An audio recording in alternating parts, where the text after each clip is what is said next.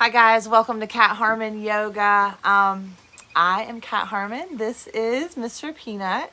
We're going to be doing things a little bit different today. This is not a yoga flow or a deep stretch class. This is just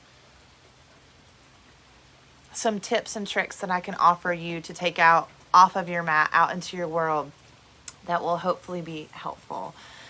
So one of the things that has been showing up for me lately are distractions and how I handle those distractions, right? So most of you that have been practicing with me for a while on these online classes and these Zoom classes have met my wonderful daughter, Delaney, who loves to come out and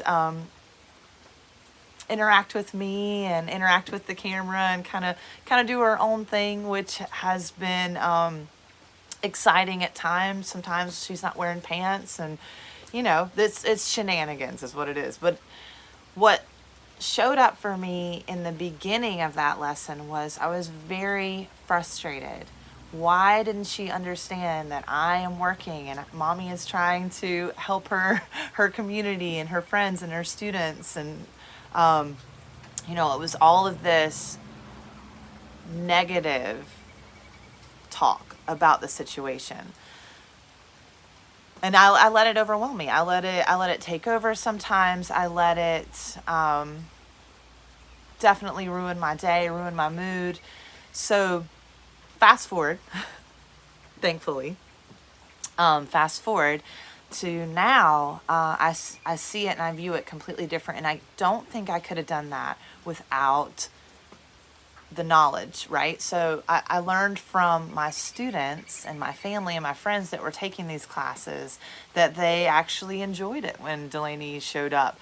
So I had to take a step back from that and notice that I had created a narrative in my mind of what was going on and that it was all failing and crumbling around me, when actually in reality it was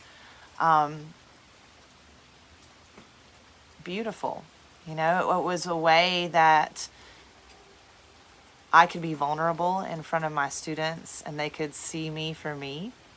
It was a way that I could interact with my daughter while I do what I love to do. And that she is excited and wants to be a part of it. And it's also a way for me to practice that perfection isn't real, right? There is no getting it right. So what we can practice is what we do with those distractions. How do we handle it and what story are we telling ourselves?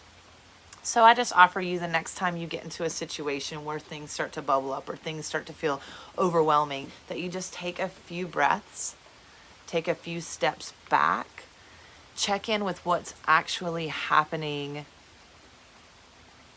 and are the stories that we are telling ourselves, right?